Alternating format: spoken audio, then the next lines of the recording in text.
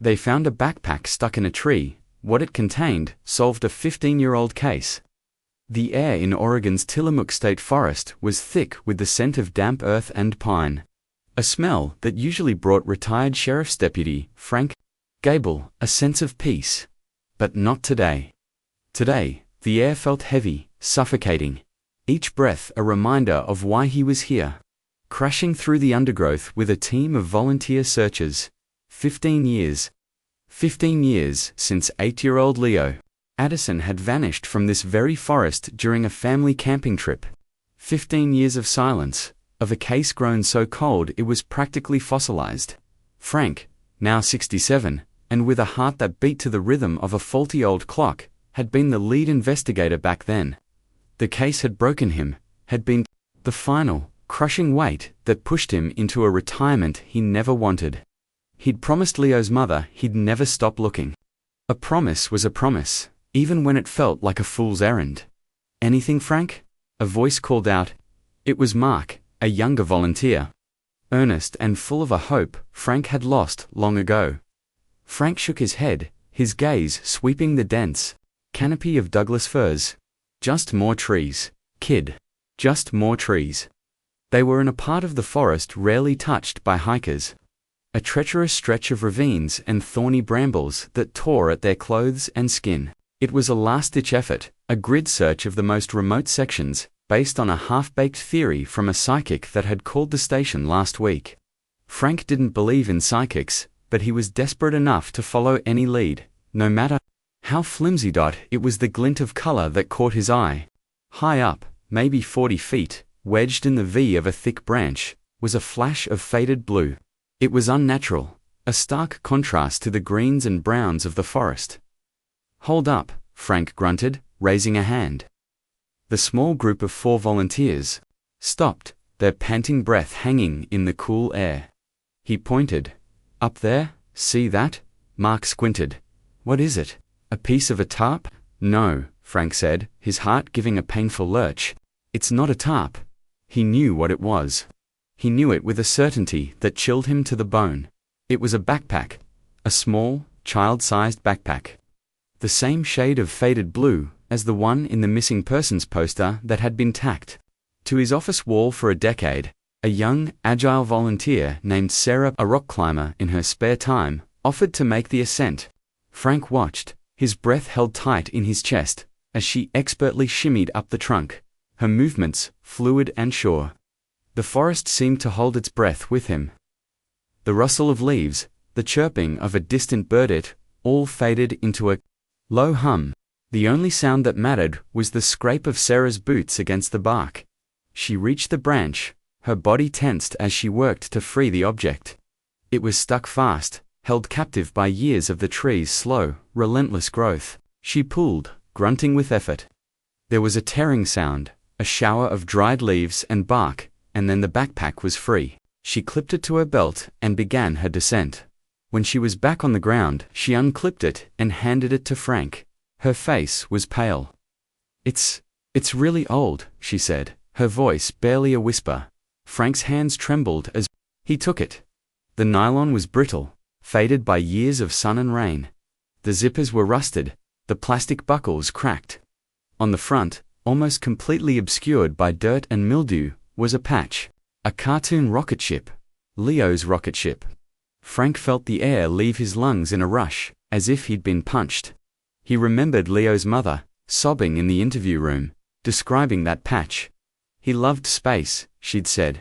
He wanted to be an astronaut. He laid the backpack on a relatively clean patch of mossy ground. The other volunteers gathering around, their faces a mixture of awe and dread. This was it. The first real piece of evidence in 15 years, a ghost. From the past, hanging in a tree. "Don't touch anything," Frank commanded, his voice regaining its old authority. He pulled on a pair of latex gloves from his pack, his movements slow and deliberate. This wasn't just a piece of lost property, it was a crime scene. The main zipper was fused shut with rust. Frank took out his multi-tool and carefully, painstakingly, worked the metal tab back and forth. It felt like an eternity. With a final grating screech, the zipper gave way, opening a dark maw into the past. The smell hit them first. The musty, cloying scent of decay. Frank leaned closer, his flashlight beam cutting through the shadows inside. The contents were a jumble. A child's treasures transformed into relics. A half-eaten bag of gummy dinosaurs, now a single, petrified lump. A small plastic T-Rex, its painted eyes staring up at him. A coloring book, the pages warped and stained. The childish scrawls still faintly visible. And underneath it all, something else. Something wrapped in a plastic grocery bag. Frank's heart hammered against his ribs. He gently lifted the plastic-wrapped bundle out.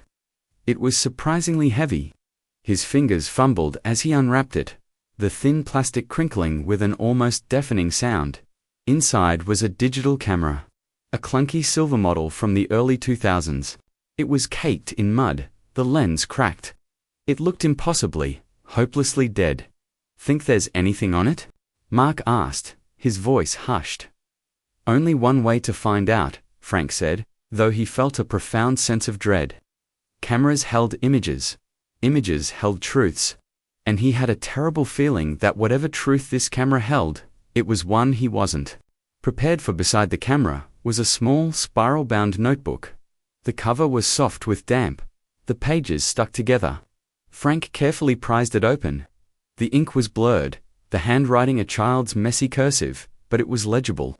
The first page had a title, written in big, bubbly letters, Leo's Top Secret Spy Journal. Frank's vision blurred. He could almost see the little boy, sitting by a campfire, tongue sticking out in concentration, as he wrote in his secret journal. A wave of grief, so sharp and sudden, it almost brought him to his knees, washed over him. He had failed this boy. He had failed his mother.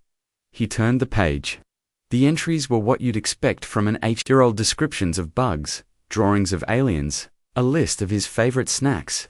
But then, the entries started to change. The tone shifted. The last few pages were different. The handwriting was shaky, frantic. July 15th, one entry read, "Mummy and Daddy were fighting again. Daddy was yelling. He had the angry smell on his breath. The one that makes him mean. He told Mummy she was stupid. I hid in the tent. I don't like it when he yells." Frank's blood ran cold. He knew about the parents' marital problems. The father, Richard Addison, had a temper and a drinking problem. It had been a line of inquiry back then, but it had led nowhere. Richard had a solid alibi for the time Leo went missing. He was supposedly at the camp's main lodge, playing poker with a group of men. He flipped to the next page. July 16th. We went on a hike. Daddy brought his new friend. The one with the shiny watch. He's not a nice man. He smiled at me, but his eyes were like a snake's. He kept looking at Mummy. Daddy didn't see. Or maybe he didn't care. The man's name is Mr. Peterson. He said he was a very important person. Frank's mind raced. Mr. Peterson. The name rang a faint bell. He vaguely remembered a wealthy businessman, a local councilman or something, who had been a person of interest early on, but he had lawyered up immediately and had powerful friends who made the questions go away. Marcus Peterson, a real estate mogul who now practically owned the county. The final entry was scrawled across the last page. The pencil pressed so hard it had torn through the paper in places. He hurt Mummy. Mr. Peterson did. Daddy watched. He didn't do anything. He just watched. Mummy was crying. I saw it. I was hiding in the bushes. They put her in the car. Mr. Peterson's big black car. They didn't see me. I have to tell someone. I have to run.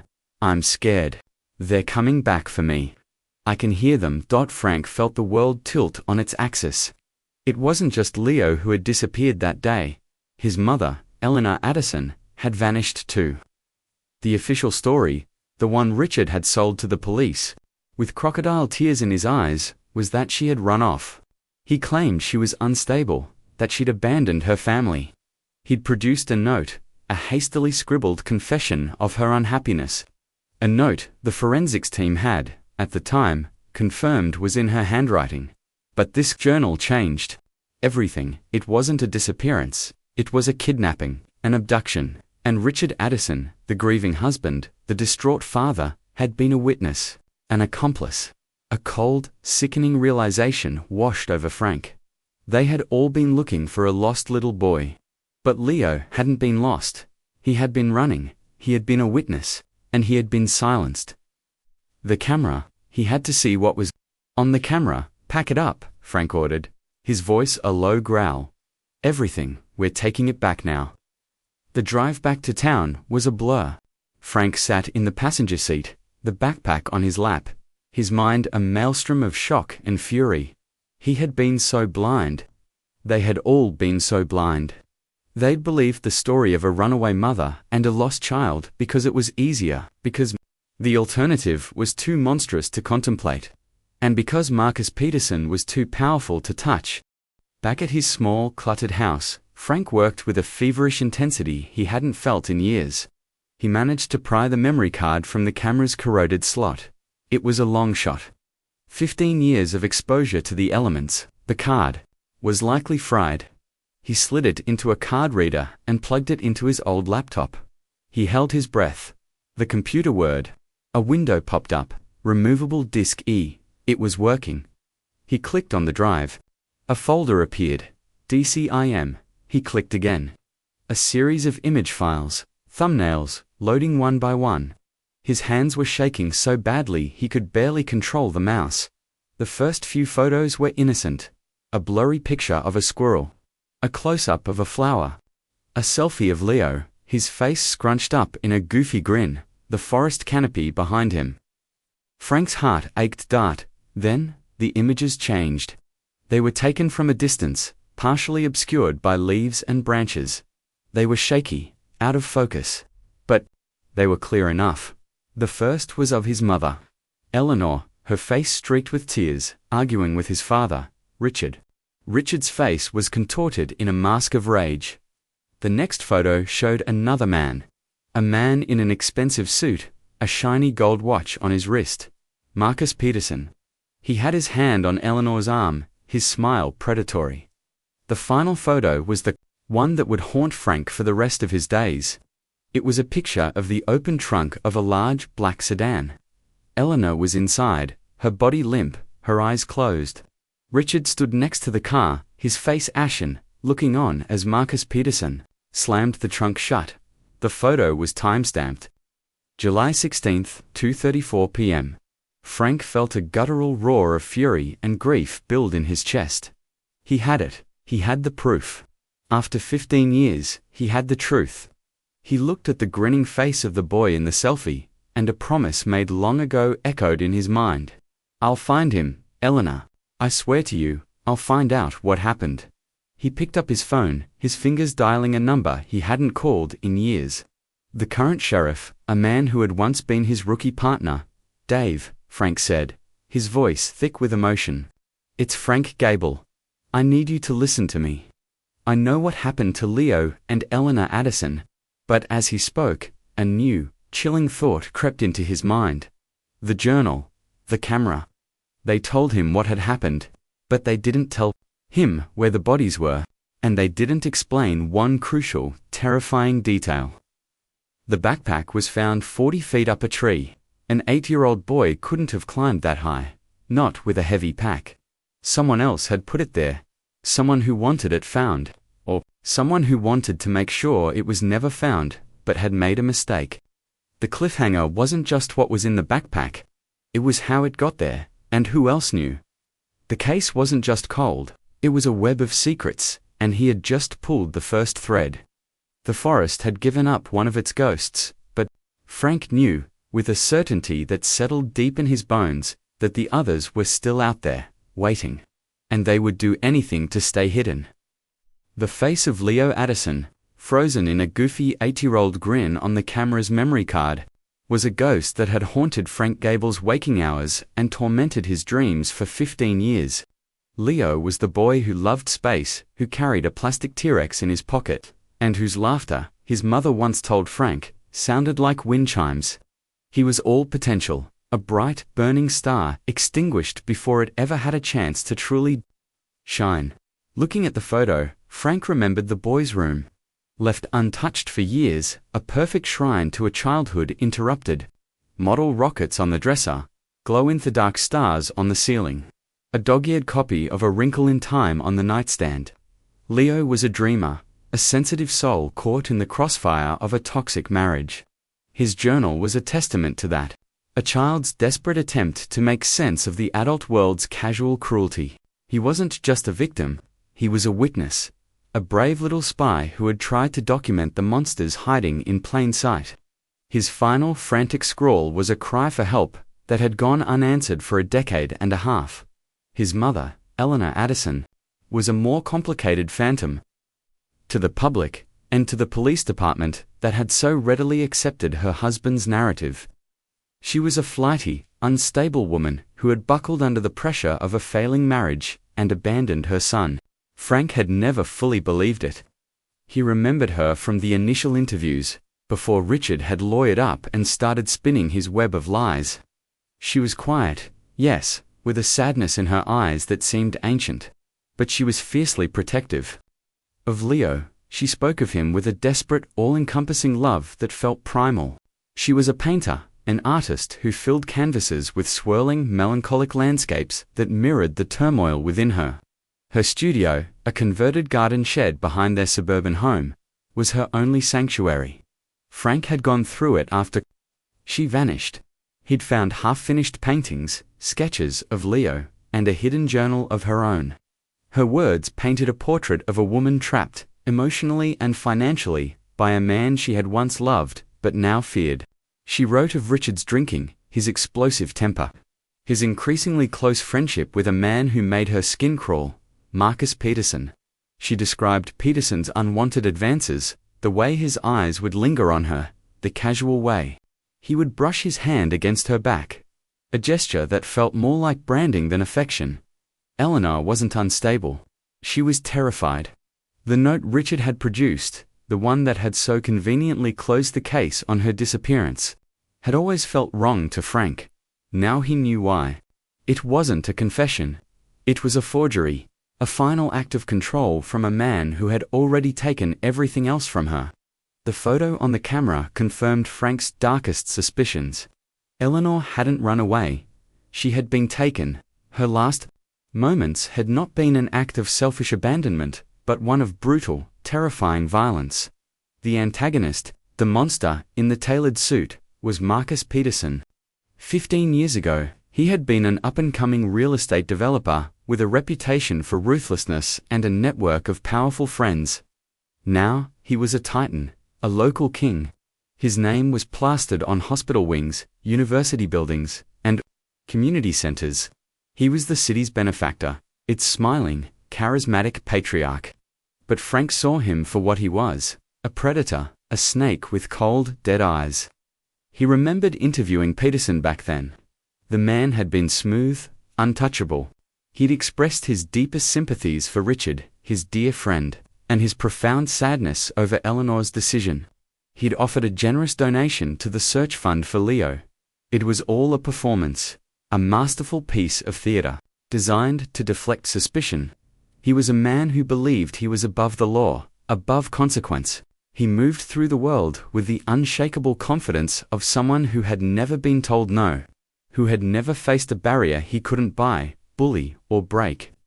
The shiny gold watch in Leo's shaky photograph was his signature, a gaudy symbol of his power and impunity. He had wanted Eleanor, and what Marcus Peterson wanted, he took, and he had used her husband's weakness, his greed, and his rage as the key to unlock her cage.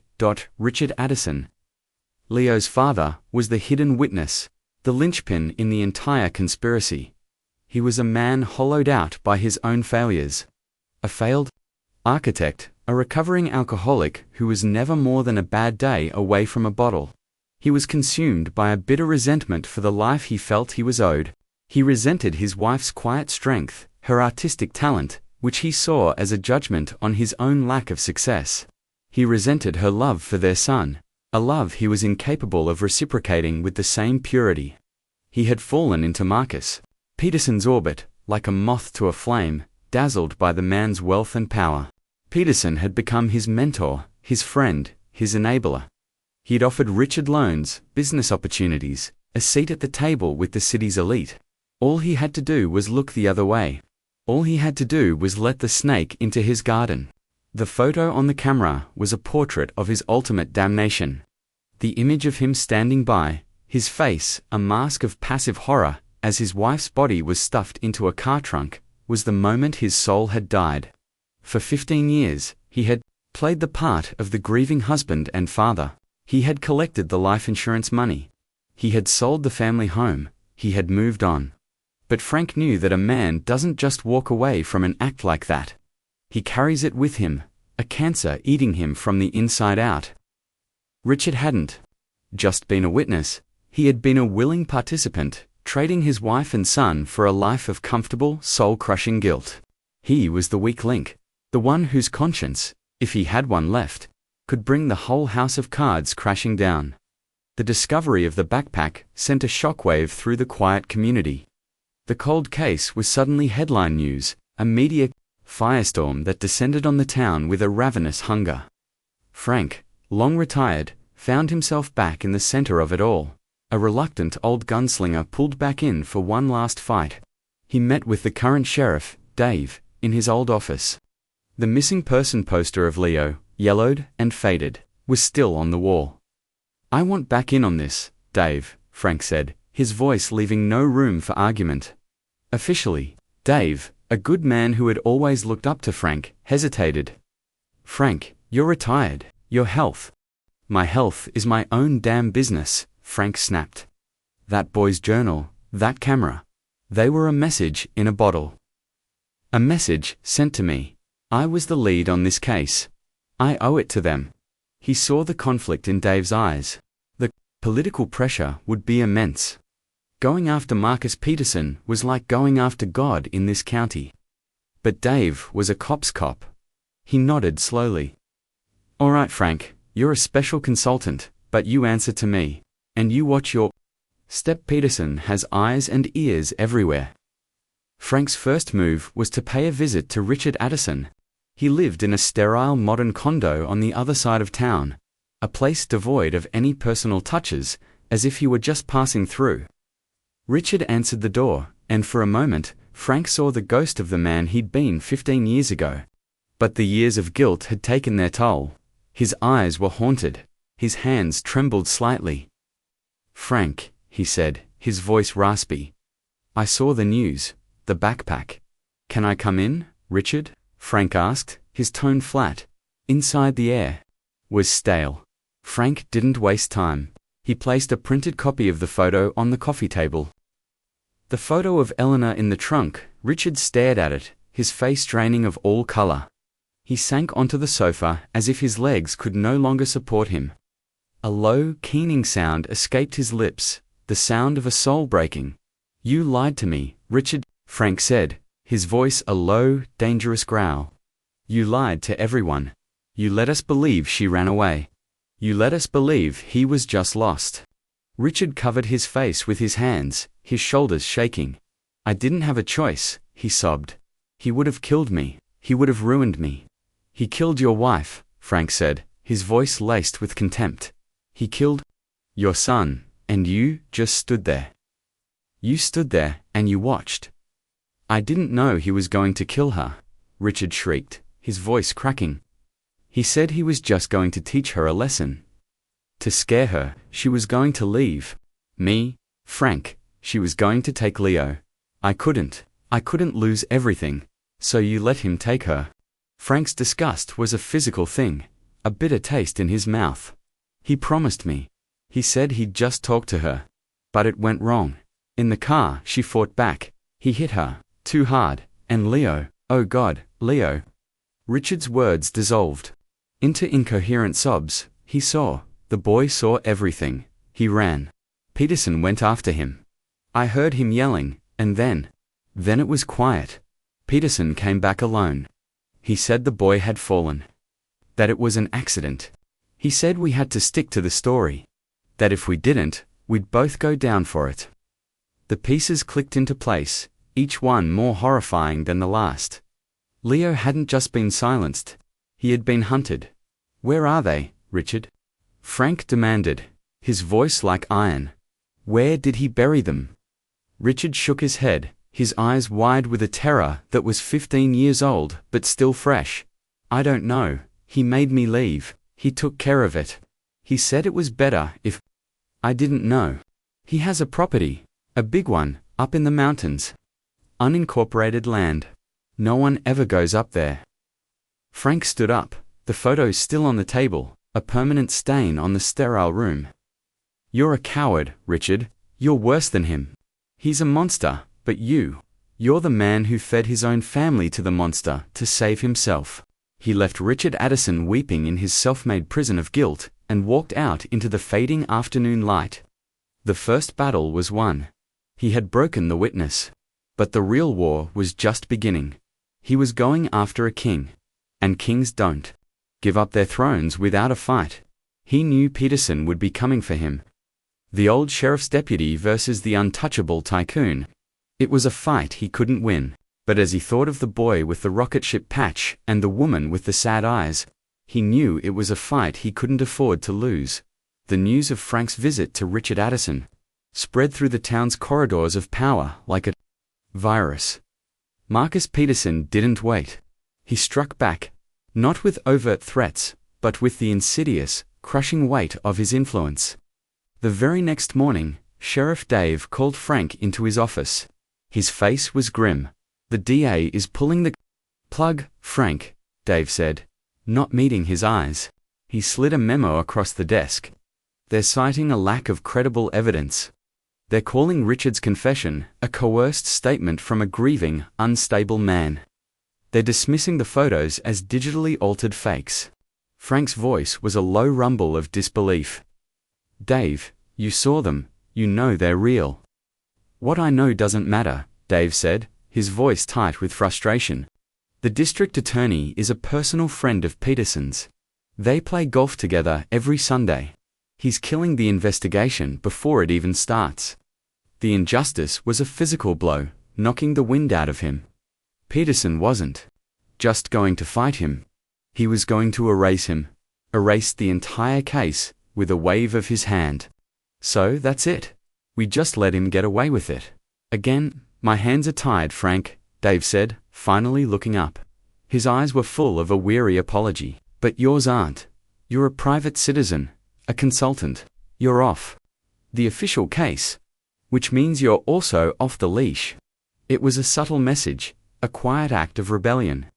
"Go get him, Frank. I can't help you, but I won't stop you." Frank walked out of the station and into a world that suddenly felt hostile. A black SUV with tinted windows was parked across the street. It was there yesterday, too. He was being watched. Peterson was sending a message. "I see you." The pressure escalated.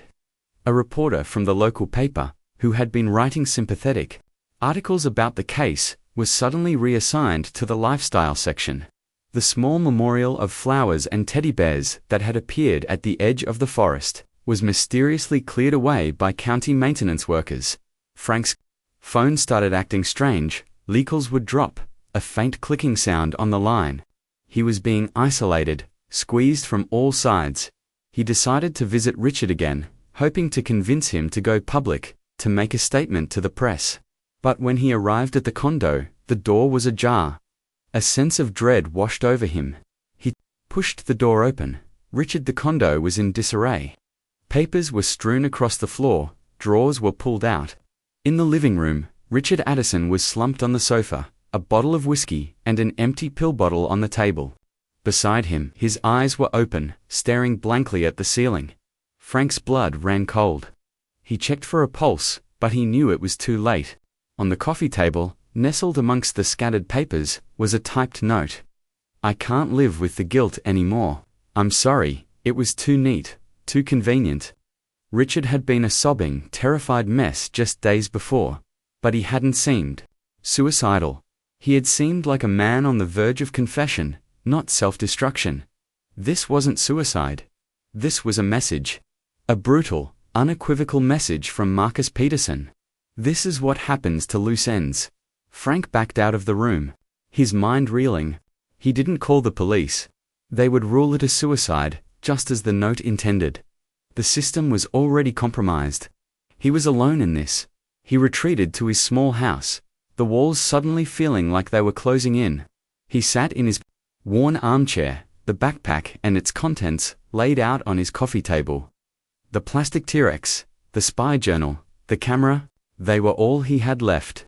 He felt a wave of despair wash over him. Richard was dead. The DA had shut him down. Peterson was untouchable. He had failed. He had let them all down. Leo, Eleanor, even Richard. He picked up Leo's journal, his fingers tracing the boy's messy handwriting. He had read it a dozen times, but he read it again, searching for something, anything he might have missed. He read the last, frantic entry. He hurt Mummy. Mr. Peterson did. Daddy watched. They put her in the car. They didn't see me. I have to tell someone. I have to run. I'm scared. They're coming back for me. I can hear them. Frank's eyes snagged on a detail he had overlooked in his initial shock. They put her in the car. Mr. Peterson's big black car. He looked at the photo on his laptop. The black sedan. It was a distinctive model, a vintage Mercedes. A rich man's car. But there was something else in the photo, something he hadn't paid close attention to. In the background, partially obscured by a tree, was another vehicle. A beat-up, dark green pickup truck. It looked familiar. He racked his brain. Where had he seen that truck? It was a work truck, old and dented. Then it hit him. He remembered it from the original case file. It belonged to a man named Hank Miller, a groundskeeper who worked for the Forestry Service. He had been one of the last people to see the additions. Car entering the park that day. He'd been interviewed briefly, but he'd claimed he hadn't seen anything unusual. He was a quiet man, a bit of a recluse, who lived in a small cabin on the edge of the forest. He had retired a few years after the disappearance. Why was his truck in that photo? Was it a coincidence? Or was Hank Miller the third man? The one who had helped Peterson dispose of the bodies and then disappeared back into the woods. The thought was a jolt of electricity, a spark of hope in the suffocating darkness. Hank Miller, the hidden witness he never knew existed. Frank knew he had to find him, but he also knew that if Peterson had been willing to silence Richard Addison, he would have no qualms about silencing an old groundskeeper. He was in a race against time. The next day, Frank drove out towards the address listed for Hank Miller in the old case file. It was a remote, isolated cabin deep in the woods, miles from the nearest town. The black SUV followed him, a persistent shadow in his rearview mirror. They weren't even trying to be subtle anymore. It was a clear act of intimidation. He pulled up to the cabin. It was small and run down, with a plume of smoke curling from the stone chimney. The old green pickup truck was parked out front, rust eating away at its fenders. It was the same truck Frank got out of his car, his hand resting on the comforting weight of the old service revolver he had started carrying. The SUV parked a few hundred yards down the dirt road, waiting. Watching, he knocked on the cabin door. After a long moment, it creaked open. A man with a weathered face, a wild grey beard, and pale haunted eyes peered out at him. Hank Miller, Frank asked up. The man's eyes darted past Frank to the black SUV down the road. Fear, stark and raw, flashed across his face. He started to close the door. Wait, Frank said, putting his hand on the door. I'm not with him. I know what happened that day. I know what you saw. Hank's face crumpled. The fear was replaced by a deep, soul-crushing wariness. The look of a man who had been carrying a terrible secret for too long. You should go, he whispered, his voice hoarse. He'll kill you. He'll kill us both. He'll kill you anyway, Hank, Frank said, his voice gentle but firm. He silenced Richard Addison yesterday. He knows I'm getting close. He's tying up loose ends. You're a loose end. Your only chance is to talk to me. To tell me what you know. Hank hesitated, his eyes flicking back and forth between Frank and the waiting SUV. He was trapped, a terrified animal caught between two predators. Frank could see the war raging within him, the battle between a lifetime of fear and a flicker of conscience. Please, Hank, Frank said, his voice dropping to a near whisper. For the boy, for Leo, he deserves justice. He saw a flicker of something in Hank's eyes. A memory. A pang of guilt. With a trembling hand, Hank Miller slowly opened the door and let the old sheriff's deputy inside. The air in the cabin was thick with the smell of wood smoke and 15 years of regret. Outside, the men in the black SUV watched and waited. The conflict had escalated from a political game to a deadly standoff, and Frank had just stepped into the crossfire. Inside the cabin, the air was heavy with the ghosts of unspoken words. Hank Miller moved with the slow, deliberate shuffle of a man burdened by more than just his years. He poured 2 cups of black coffee with a trembling hand, the silence between them stretching thin and taut. Frank sat at a small, rough-hewn wooden table, the surface scarred with decades of use. He could feel the eyes of the men in the SUV. On the cabin, a palpable, malevolent pressure. "They've been out there for a week," Hank said, his voice a dry rasp. He nodded towards the window. "Ever since the news broke about the backpack, they don't do anything. They just sit there, reminding me." "Reminding you of what?" Frank asked gently. Hank took a long, slow sip of his coffee, his eyes focused on something far away, something only he could see. "Of the promise I made, the one I broke." He finally looked at Frank, his pale eyes swimming with a sorrow so profound it seemed to have no bottom. "I saw it all. I was clearing a fallen tree off one of the service roads, the one that leads up to the old quarry. I saw Peterson's car. He flagged me down. He knew who I was. Everyone knows everyone out here." He paused, gathering his strength. He had Richard with him. Richard looked like he'd seen a ghost. Peterson, he was calm, smiling. He said he had a problem. Said he had some trash to get rid of. He opened the trunk. She was in there, the woman, Eleanor. Hank's voice broke. He took a shaky breath. "I didn't know what to do. He had a gun.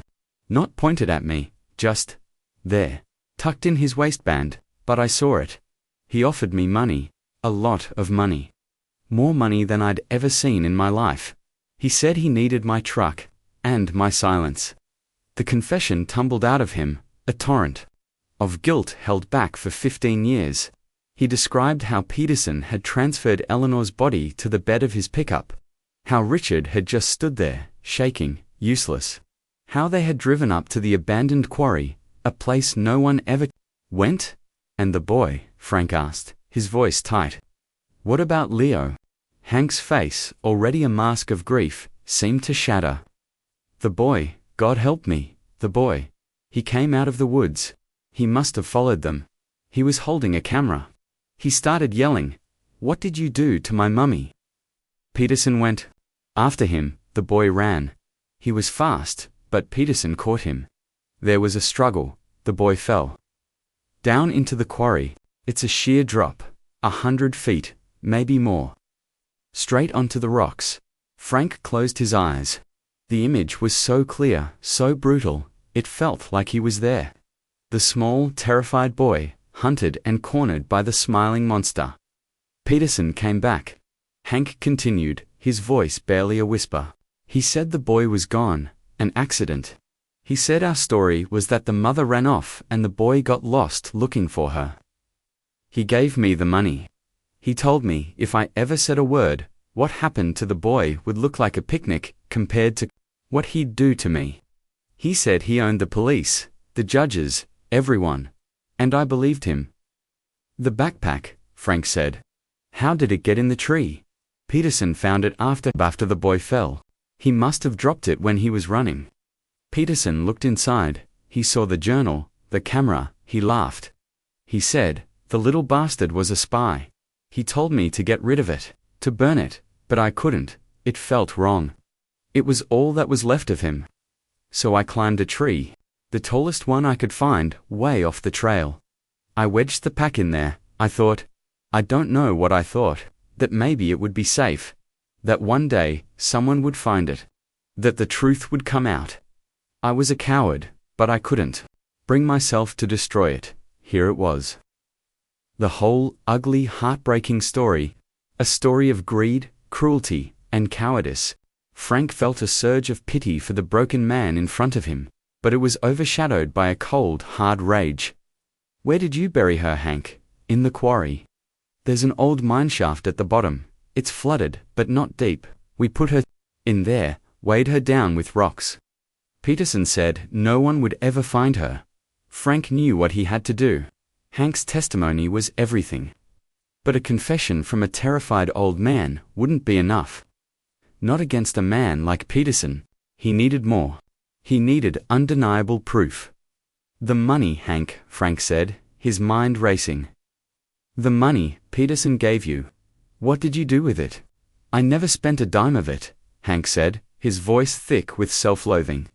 He stood up and walked over to a loose floorboard in the corner of the cabin. He pried it up and pulled out a dusty metal box. He opened it. Inside were stacks of $100 bills, bound with rotting rubber bands. "It's all their blood money." Frank's eyes widened. The serial numbers, they could be traced. If they were from a new printing, issued around the time of the disappearance, it would corroborate Hank's story. But there was something else in the box. Tucked underneath the stacks of cash was a small black object. A microcassette recorder. "What's this?" Frank asked, picking it up. Hank looked at the recorder as if he'd forgotten it was there. "After it happened, I couldn't sleep. I couldn't live with myself. A few weeks later, I went to see him. Peterson. I told him I couldn't do it. I wanted to go to the police. I thought I could reason with him." He gave a short, bitter laugh. "I was a fool. I thought if I recorded him, if I got him to confess, I'd have some kind of protection. A bargaining chip." "Did you record him?" Frank asked, his heart hammering in his chest. "Yes," Hank whispered. "He met me in his car. He laughed in my face. He told me exactly what he had done. He described it, all of it. He said he wanted me to remember who I was dealing with. He said if the recording ever saw the light of day, he'd hunt me down and bury me next to the woman. He said he'd enjoy it." This was it. The bombshell. The plot twist he had been praying for, a full confession, straight from the monster's mouth. "Where is the tape, Hank?" Hank's face went pale. "It's in the recorder." Frank's hands trembled as he pressed the eject button. A tiny cassette popped out, a time capsule of pure evil. This tape could bring Marcus Peterson down. It could burn his kingdom to the ground. But, as he held the tape in his hand, the fragile piece of plastic felt like a lit stick of dynamite. The men outside were still watching. They knew he was in here. They knew he was talking to Hank. They didn't know about the tape yet, but Peterson would assume the worst. He wouldn't wait for Frank to make a move. He would act. Frank's phone buzzed. A text from an unknown number. It was a single photo. A picture of his daughter Sarah, the rock climber who had retrieved the backpack from the tree. She was walking her dog in a park. The photo was taken from a distance. Through a telephoto lens, underneath the photo was a simple, chilling message. "Be smart, Frank. Some things are better left buried." The blood drained from his face. The threat was no longer just against him. Peterson was escalating, turning the screws, coming after his family. The stakes had just shifted from a quest for justice to a desperate fight for survival. He had the weapon that could destroy Peterson. But Peterson had just put a gun to his daughter's head. He looked at Hank, who was watching him, his face a mask of terror. He looked at the tape in his hand. He looked at the photo on his phone. The full scope of Peterson's depravity, his utter lack of morality, was laid bare. This wasn't just a cover-up of a 15-year-old crime anymore. It was a live, active conspiracy, a web of intimidation and terror, and he and his family were now caught in its center. The tension in the small cabin was suffocating. He had the truth in the palm of his hand, but if he used it, the consequences could be catastrophic. The public scandal he had hoped for now seemed like a double-edged sword, one that could cut down the guilty, but also the innocent. The photo of his daughter was a declaration of war. Frank felt a cold, primal fury that eclipsed everything else: the fear, the despair, the crushing weight of the last 15 years. Peterson had crossed a line. He had made it personal. In that moment, Frank's mission transformed. It was no longer just about justice for Leo and Eleanor. It was about revenge. A public spectacular and ruinous revenge. He looked at Hank, whose face was ashen. He's not going to stop Hank, not now. Our only move is to burn him to the ground before he can bury us. Frank's mind, dormant for years, kicked back into high gear. The old instincts of a seasoned detective taking over. He couldn't go to the police. He couldn't go to the DA. The system was Peterson's playground. He had to create his own courtroom, his own stage. And he knew exactly where it would be. Every year, Marcus Peterson hosted the Founders' Day Gala, a lavish black-tie charity event that was the highlight of the local social calendar. It was a celebration of him, a public performance of his benevolence and power. The governor, state senators, judges, and the city's entire elite would be there. The media would be there, broadcasting the event live. It was Peterson's coronation, and Frank was going to turn it into his execution. The plan was audacious, reckless, and possibly suicidal. But it was the only way. "I need your help, Hank," Frank said, his voice low and intense.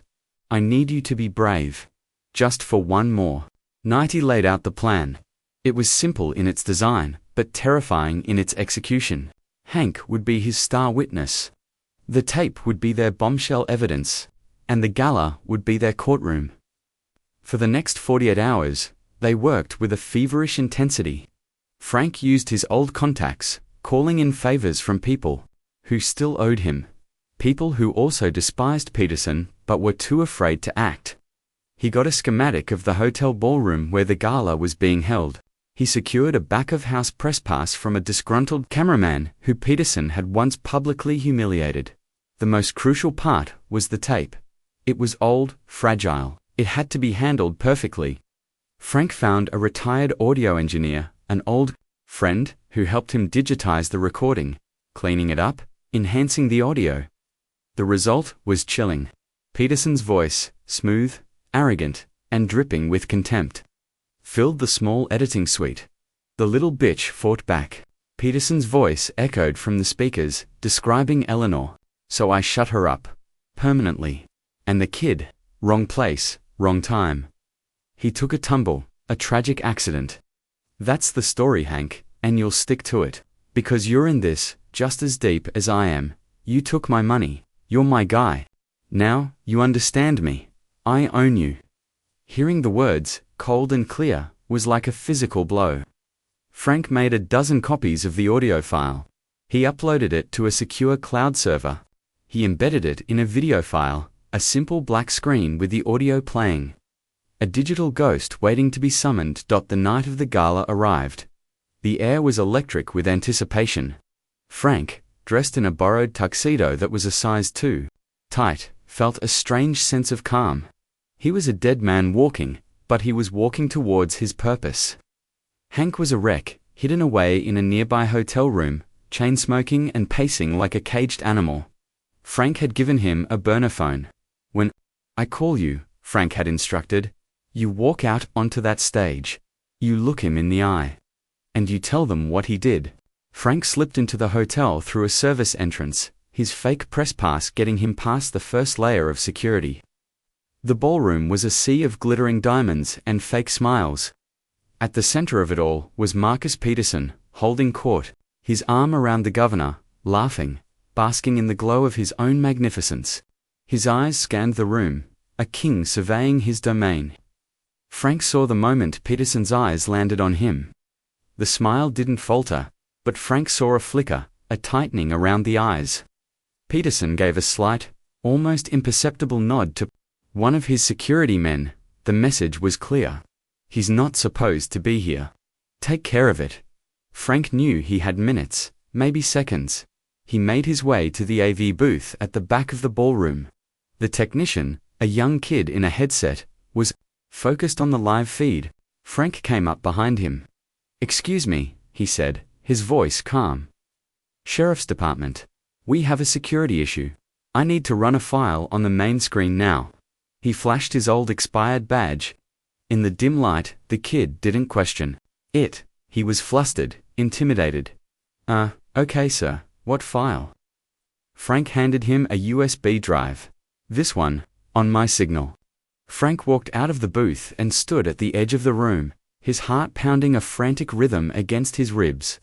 Peterson was on stage now, at the podium, a glass of champagne in his hand, beginning his speech.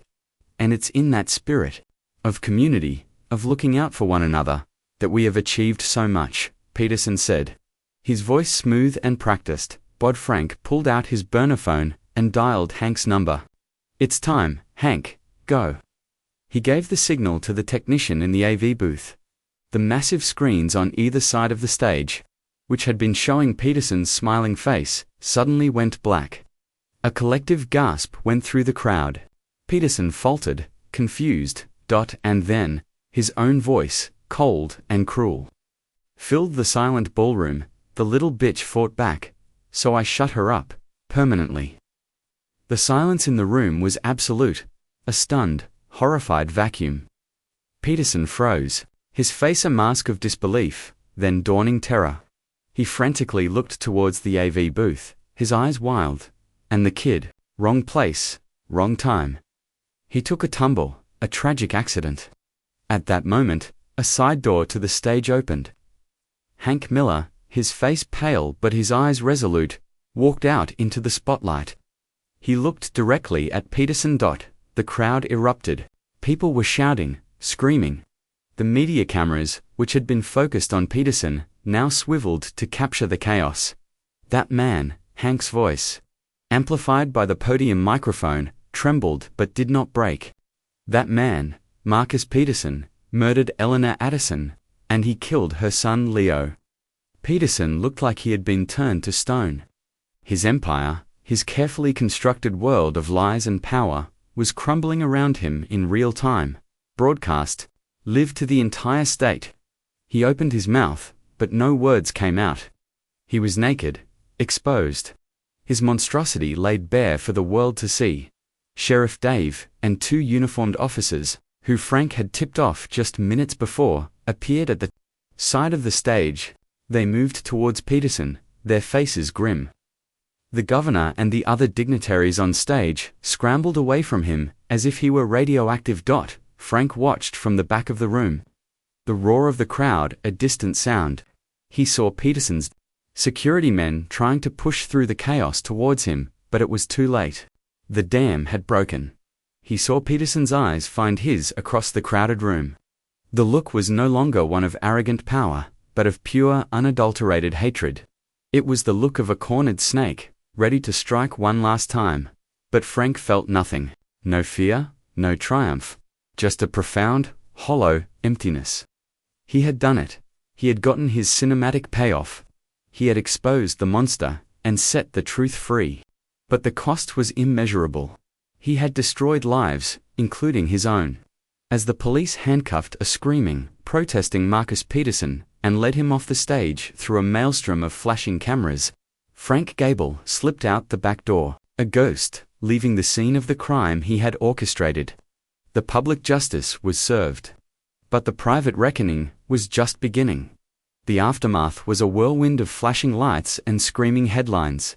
Marcus Peterson's arrest at the Founders Day Gala became the biggest scandal in the state's history. The audio recording was played on a loop on every news channel, a viral sensation that sealed his fate long before any jury was selected. The kingdom he had built on secrets and blood money collapsed overnight. His powerful friends abandoned him, his name was stripped from buildings, and his legacy was rewritten from philanthropist to monster. The authorities, spurred by the undeniable proof and the immense public pressure, descended on the old quarry. With Hank Miller's guidance, they found the flooded mine shaft. It took divers 2 days to recover the remains. They brought Eleanor Addison out of the darkness and back into the light. A few feet away, at the bottom of the cliff, they found what was left of Leo. The plastic T-Rex was still in the pocket of his tattered jeans. Frank didn't go to the quarry. He couldn't. He watched it on the news, his heart a cold, heavy stone in his chest. He had brought them home, but it was a hollow victory. Justice felt less like a triumph, and more like an autopsy. He met his daughter Sarah for coffee a few days later. The threat against her had evaporated the moment Peterson was arrested, but the fear lingered. She looked at him, her eyes full of a new, sad understanding.